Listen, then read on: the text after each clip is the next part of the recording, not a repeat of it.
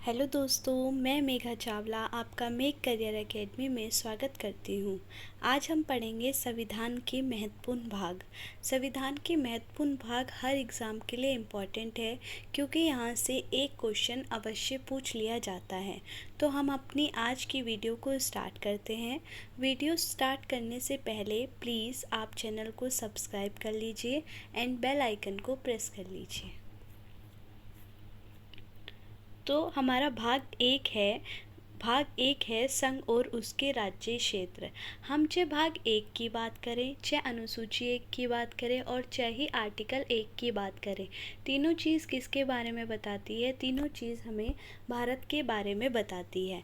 तो संघ और उसके राज्य क्षेत्र आर्टिकल 1 से लेकर 4 तक उसमें डिवाइड है। इसके बाद भाग दो हमारी है नागरिकता यानी सिटीजनशिप हमने कहाँ से ली है? ब्रिटेन से ली है, जो हमारे अनुच्छेद 5 से 11 में है। इसके बाद भाग तीन है हमारे मौलिक अधिकार यानी फंडामेंटल राइट्स, जो हमारे 12 से 35 हैं। ये अभी हाल ही में ग्रुप डी में पूछ लिया गया था कि हमारे मौलिक अधिकार कहाँ से लेकर कहाँ तक के आर्टिकल में हैं। तो 12 से लेकर के 35 तक के आर्टिकल में हैं। अब हम ये 3 याद कैसे करें? भाई सबसे पहले हमें किसके बारे में बताएंगे? भाग 1 हमें बताएगा भारत के बारे में। हम जब भारत के बारे में जान लेंगे तो हमें भारत की दूसरे नंबर पे क्या लेनी पड़ेगी? नागरिकता लेनी पड़ेगी। जब हम दूसरे नंबर पे भारत की नागरिकता ले लेंगे यानी कि भारत के इंडियन सिटीज़न बन जाएंगे, तो तीसरे नंबर पे हमें क्या मिलेंगे? भारत के कुछ फंडामेंटल राइट्स। तो हमें 3 भाग हमने पढ़े, तीनों के तीनों हमें याद हो गए। चलते हैं अपने नेक्स्ट है हमारा भाग 4 है हमारा राज्य के नीति निर्देशक तत्व यानी directive principle of state policy, जो हमारा आर्टिकल 36 से लेकर 51 के अंदर आता है। इसमें हमें राज्य कुछ अधिकार देता है, उसके बारे में बताया है। इसके बाद 4A भी मोस्ट इम्पोर्टेंट है, 2 से 3 बार अभी हाल ही एग्ज़ाम जो चल रहे हैं उसमें पूछ लिया गया है। भाग 4A क्या है? मूल कर्तव्य यानी कि फंडामेंटल ड्यूटीज़ आर्टिकल 51A में है। ठीक है, आर्टिकल 51A में है। यानी कि हमने भाग 5 तक पढ़े। एक में क्या था? एक में था हमारा भारत। 2 में क्या था? 2 में थी यानी कि हमें भारत में है तो हमें क्या मिलेगी? नागरिकता। उसके बाद 3 में क्या मिलेगा? 3 में मिलेंगे हमें मौलिक अधिकार। फिर 4 में क्या होगा? राज्य भी कुछ अधिकार देंगे, उसका नाम दिया हमने राज्य के नीति निर्देशक तत्व। और जब हमें अधिकार मिल गए तो कुछ ड्यूटीज़ भी होगी, वो 4A में है हमारी मूल कर्तव्य में मौलिक फंडामेंटल ड्यूटीज़। इसके बाद हमारा भाग 5 क्या है हमारा? भाग 5 है हमारा संघ।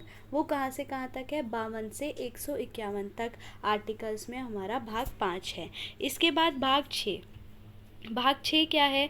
भाग 6 है हमारा राज्य, जो हमारा 152 से लेकर 237 तक है। ठीक है, इसमें हम सारा कवर हो जाएगा। इसमें विधानसभा, Vidhan Parishad, high courts, district courts, session courts, ये सारा हमारा भाग 6 में कवर हो जाएगा। तो भाग 5 क्या था?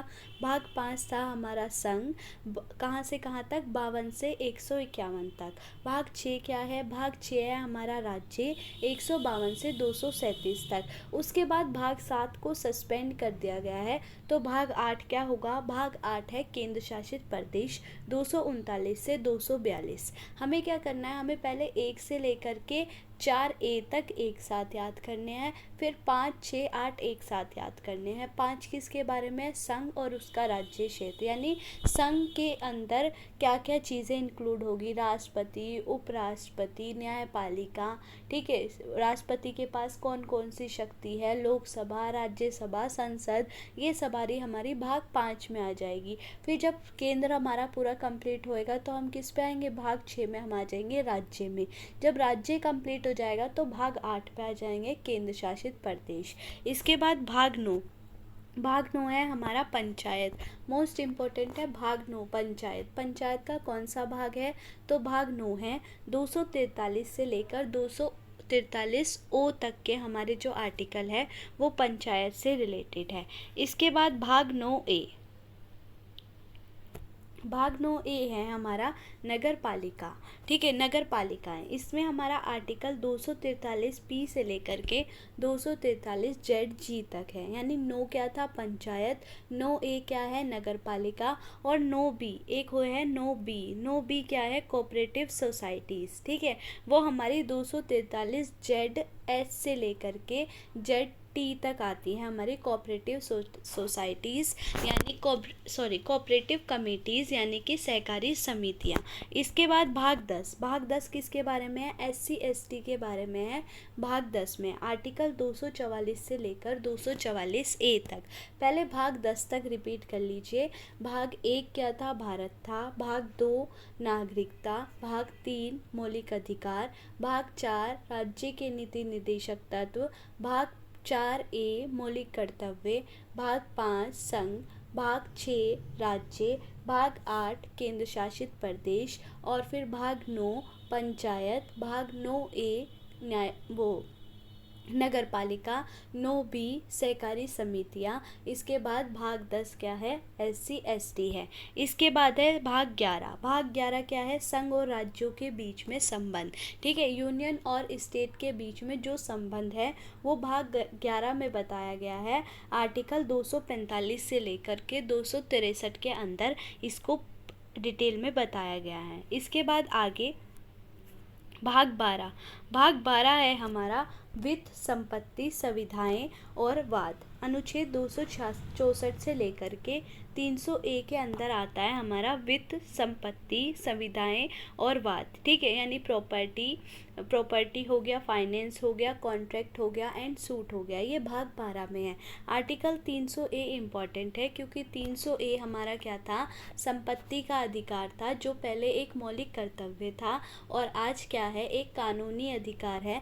तो 300A से अक्सर एग्जामिनर पूछ लेता है कि संपत्ति का अधिकार कौन से भाग में है, तो भाग 12 में है और आर्टिकल 300A में है। इसके बाद भाग 13 है भारत के राज्य क्षेत्र के भीतर व्यापार, वाणिज्य और समागम। मतलब कि भारत के जो हमारे राज्य स्टेट्स हैं, यानी हमारे भारत के इंडिया के अंदर जो हमारे स्टेट्स हैं, उसके अंदर जो हम अपना बिजनेस करते हैं, ठीक है, उससे रिलेटेड हमारा भाग कौन सा है, भाग 13 है।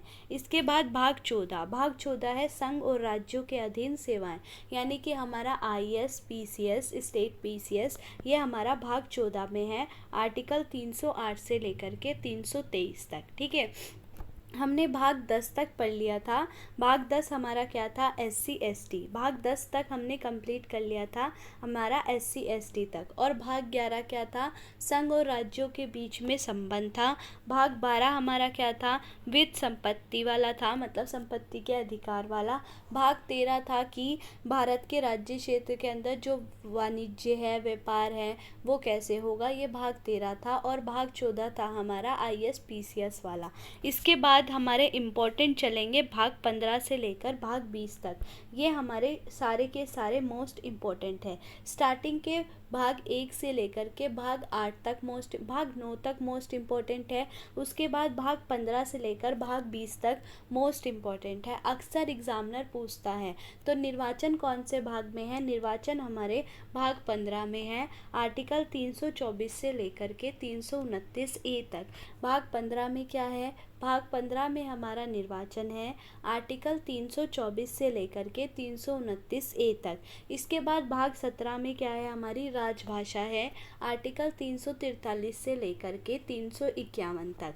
फिर भाग 18 में हमारी इमरजेंसी प्रोविज़न है, यानी आपातकालीन प्रावधान है, 352 से लेकर के 360 में।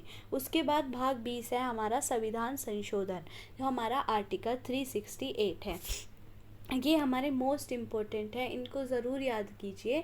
भाग 15 निर्वाचन, भाग 17 राजभाषा, उसके बाद भाग 18 इमरजेंसी प्रोविज़न एंड भाग 20 क्या है, कॉन्स्टिट्यूशन अमेंडमेंट है। तो ये थी हमारी आज की वीडियो। आई होप आपको ये वीडियो अच्छी लगेगी। अगर वीडियो अच्छी लगे तो प्लीज़ चैनल को सब्सक्राइब कीजिए, वीडियो को लाइक कीजिए, कमेंट कीजिए एंड शेयर कीजिए। Thank you.